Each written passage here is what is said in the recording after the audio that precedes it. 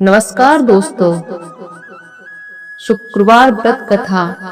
इस कथा को पढ़े बिना नहीं होता व्रत पूरा। अगर आप शुक्रवार व्रत करते हैं तो शुक्रवार व्रत की कथा अवश्य सुननी चाहिए या पढ़नी चाहिए। ऐसा करने से माता की पूजा अर्चना संपूर्ण होती है। इसमें हम आपको संपूर्ण व्रत कथा के बारे में बता रहे हैं। आइए जानते हैं शुक्रवार व्रत कथा के बारे में। एक गांव में एक बुढ़िया रहती थी जिसके 7 बेटे थे। 6 बेटे कमाने वाले थे और एक बेटा निकम्मा था। बुढ़िया माँ 6 पुत्रों का जूठा 7वें पुत्र को देती। 7वां पुत्र एक दिन अपनी पत्नी से बोला, देखो मेरी माता मुझ पर कितना प्रेम करती हैं। वह बोली, क्यों ना सबका जूठा बचा हुआ तुमको खिलाती हैं। वह बोला, जब तक आंखों से ना देखें तब तक मैं नहीं मान सकता। पत्नी ने हंसकर कहा, देख लोगे तब तो मानोगे। कुछ दिन बाद एक बड़ा त्योहार आया। घर में 7 प्रकार के भोजन और चूरमा के लड्डू बने। वह अपनी पत्नी की बात जांचने के लिए सिर दर्द का बहाना बनाकर पतला कपड़ा सिर पर ओढ़कर रसोई में जाकर सो गया और कपड़े में से जब देखता है 6 भाइयों भोजन करने आए।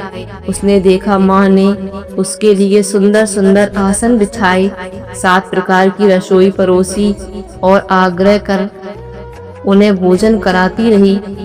वह देखता रहा। 6 भाई भोजन कर उठ गए। तब माँ ने उनकी 5 थालियों में से लड्डुओं के टुकड़ों को उठाया और एक लड्डू बनाया। जूठन साफ कर माँ ने उसे पुकारा, उठ बेटा उठ, तेरे भाइयों ने भोजन कर लिया है, तू भी उठकर भोजन कर ले।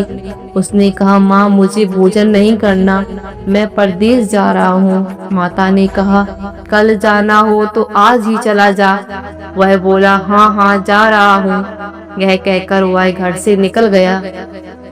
चलते समय उसे पत्नी की याद आई। वह गौशाला में कंडे थाप रही थी। वहां जाकर वह बोला, मेरे पास तो कुछ भी नहीं है, यह अंगूठी है, सो ले लो और अपनी कोई निशानी मुझे दे दो। वह बोली, मेरे पास क्या है, यह गोबर भरा हाथ है। यह कहकर पत्नी ने उसकी पीठ पर गोबर के हाथ की थाप मार दी। वह चल दिया। चलते चलते दूर देश में पहुंचा। वहां एक साहूकार की दुकान थी। जहां जाकर बोला, सेठ जी मुझे नौकरी पर रख लो। साहूकार को नौकरी की सख्त जरूरत थी। साहूकार ने कहा, काम देखकर तनख्वाह मिलेगी। उसने कहा, सेठ जी जैसा आप ठीक समझें। उसे साहूकार की यहाँ नौकरी मिल गई। वह वहां दिन रात काम करने लगा। कुछ दिन में दुकान का लेन देन, हिसाब किताब, ग्राहकों को माल बेचना, सारा काम करने लगा। साहूकार के 7-8 नौकर थे।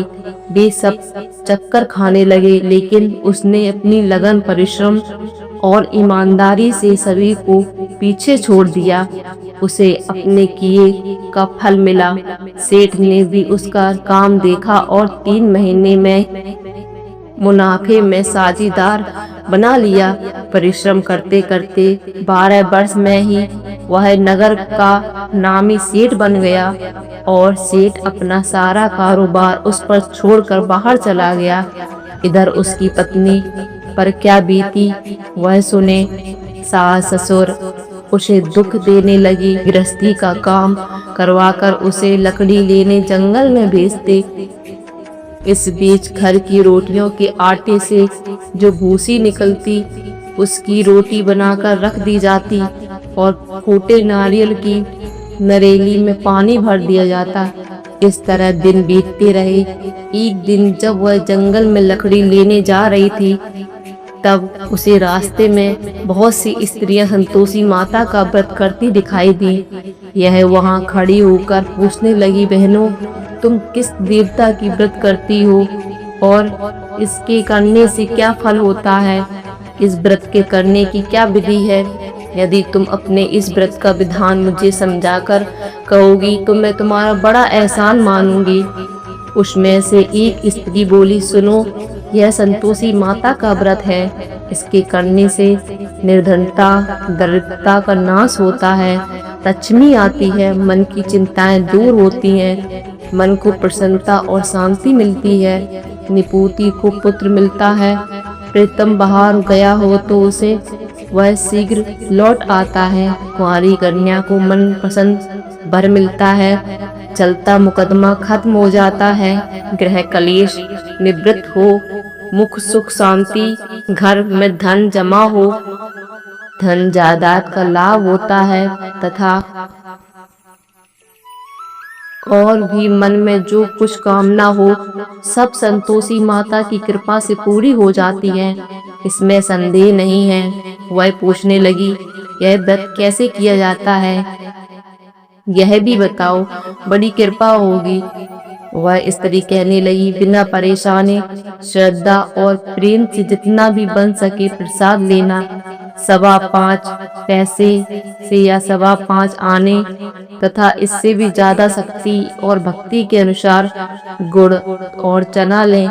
हर शुक्रवार को निराहार रहकर कथा सुनना चाहिए, लगातार नियम पालन करना चाहिए। सुनने वाला कोई ना मिले तो घी का दीपक जलाकर उसके आगे जल के पात्र को रख कथा कहना, परंतु नियम न टूटे। जब तक कार्य सिद्ध न हो नियम पालन करना और कार्य सिद्ध हो जाने पर व्रत का उद्यापन करना। 3 मास में माता पूरा फल प्रदान करती है। यदि किसी के ग्रह खोटे हों तो भी माता 1 वर्ष में अवश्य उसको सुकून दिलाती है। कार्य सिद्ध होने पर ही उद्यापन करना चाहिए, बीच में नहीं। उद्यापन में 2.5 सेर आटे का खाजा तथा इसी अनुसार खीर तथा चने का साग बनाना चाहिए। 8 बच्चों को भोजन कराना चाहिए। जहाँ तक मिले देवर, जेठ, भाई, बंधु, कुटुंब के लड़के लेना, ना मिले तो रिश्तेदारी और पड़ोसी के लड़के बुलाना, उन्हें भोजन करा यथाशक्ति दक्षिणा दें। माता का नियम पूरा करें। ध्यान रखना उस दिन घर में कोई खटाई न खाए। यह सुनकर वह वहां से चल दी। रास्ते में लकड़ी के बोझ को बेच दिया और उन पैसे से गुड़ चना ले माता का व्रत की तैयारी कर आगे चल दी। रास्ते में संतोषी माता के मंदिर में जा माता के चरणों में लौटने लगी, विनती करने लगी, माँ, मैं दीन दुखी हूँ, निपट मूर्ख हूँ, व्रत के नियम कुछ नहीं जानती, मैं बहुत दुखी हूँ। हे माता, मेरा दुख दूर कर, मैं तेरी शरण में हूँ। माता को दया आई। एक शुक्रवार बीता कि दूसरे शुक्रवार को ही उसका पति का पत्र आया और तीसरे शुक्रवार को उसका भेजा हुआ पैसा आ पहुंचा। यह देख जेठानी मुंह सिकोड़ने लगी, इतने दिनों बाद इतना पैसा आया, इसमें क्या बड़ाई है। लड़के ताने देने लगे, काकी के पास अब पत्र आने लगे, रुपया आने लगा, अब तो काकी की खातिर बढ़ेगी, अब तो काकी बुलाने से भी नहीं बोलेंगी। बेचारी सरलता से कहती, भैया पत्र आए, रुपया आए तो हम सबके लिए अच्छा है। ऐसा कहकर आंखों में आंसू भरकर संतोषी माता के मंदिर जा मातेश्वरी के चरण में गिरकर रोने लगी।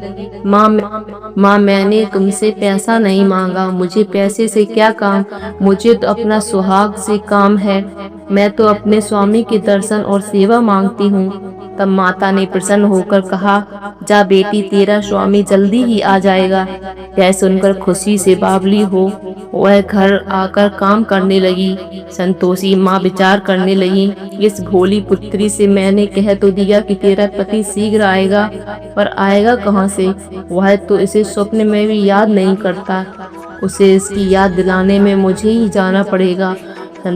संतोषी माता ने उस बुढ़िया के बेटे को स्वप्न में समझाया, पुत्र, तेरी घरवाली कष्ट उठा रही है। यह बोला, हाँ माता, यह तो मुझे भी मालूम है, परंतु क्या करूं, वहां कैसे जाऊं? परदेश की बात है, लेन देन का सारा हिसाब किताब है, कोई जाने का रास्ता नजर नहीं आता, आप ही कोई राह दिखाएं कि वहाँ कैसे जाऊं। माँ कहने लगी, सवेरे नहा धोकर संतोषी माता का नाम ले, घी का दीपक जला, दंडवत कर और दुकान पर बैठ जा। देखते देखते तेरा सारा लेन देन चुक हो जाएगा, जमा माल बिक जाएगा, सांझ होते होते धन का ढेर लग जाएगा। वह अगले दिन सुबह बहुत जल्दी उठा। उसने अपने मित्र, बंधुओं, परिचितों से स्वप्न में माता द्वारा कही हुई बात कह सुनाई। वे सब उसकी बात सुनकर उसकी खिल्ली उड़ाने लगे। वे कहने लगे, कहीं कभी सपने की बात सच्ची होती है। एक बूढ़ा व्यक्ति बहुत समझदार था। वह बोला, देखो भाई, मेरी बात मानो, इस तरह सच या झूठ कहने के बदले देवता ने जैसा कहा है वैसा ही करना। तेरा क्या जाता है। बूढ़े की बात मानकर नहा धोकर उसने संतोषी माता को प्रणाम किया, फिर घी का दीपक जलाकर दुकान पर बैठा। शाम तक धन का ढेर लग गया। वह हैरान हुआ, मन में संतोषी माता का नाम ले प्रसन्न हो घर जाने के वास्ते गहना, कपड़ा व सामान खरीदने लगा। सब काम से निपट अपने घर को रवाना हुआ। उधर उसकी पत्नी जंगल में लकड़ी लेने गई। लौटते वक्त थक जाने के कारण संतोषी माता के मंदिर पर विश्राम करने बैठ गई। यह तो उसका रोज का रुकने का स्थान था।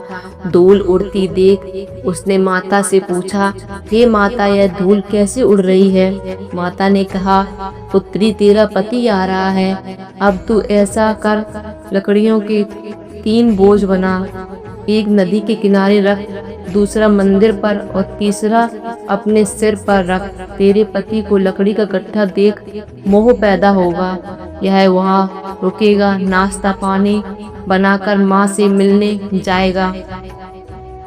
तू लकड़ी का बोझ उठाकर जाना और बीच में चौक में गड्ढा डाल 3 आवाजें जोर से लगाना। लो सासू जी, लकड़ियों का गट्ठा लो, भूसी की रोटी दो, नारियल के खोपरे में पानी दो, आज कौन मेहमान आया है। संतोषी माता की बात सुनकर वह बहुत अच्छा माँ कहकर प्रसन्न मन में लकड़ियों के 3 बोझ बना लाई। एक नदी के तट पर और दूसरा माता के मंदिर पर रखा। इतने में ही मुसाफिर वहां आ पहुंचा। सूखी लकड़ी को देखकर उसको इच्छित हुई, अब यहीं विश्राम कर लो और भोजन बनाकर खा पीकर गांव चले। इस प्रकार भोजन कर विश्राम कर वह अपने गांव में आ गया। उसी समय बहू सिर पर लकड़ी का गट्ठा लिए आ रही थी। उसने गट्ठा को आंगन में डाल वह जोर से 3 आवाजें लगा दी। लो सासू जी, लकड़ी का गट्ठा लो, भूसी की रोटी दो, नारियल के खोपरे में पानी दो, आज कौन मेहमान आया है। यह सुनकर सास ने अपने दिए हुए कष्टों को भुलाने के लिए कहा, बहू, तू ऐसा क्यों कहती है, तेरा मालिक ही तो आया है। बैठ, मीठा भात खाकर कपड़े पहन, गहने पहन। पत्नी की आवाज सुनकर उसका स्वामी बाहर आया और उसके हाथ में पहनी अंगूठी देखकर व्याकुल हो गया। उसने माँ से पूछा, माँ, यह कौन है। माँ बोली, बेटा, तेरी पत्नी है। आज 12 वर्ष हो गए हैं जब से तू गया है। तब से सारे गांव में जानवर की तरह भटकती फिरती है, काम काज भी कुछ नहीं करती। अब तुझे देखकर भूसे की रोटी और नारियल के खापरे में पानी मांगती है।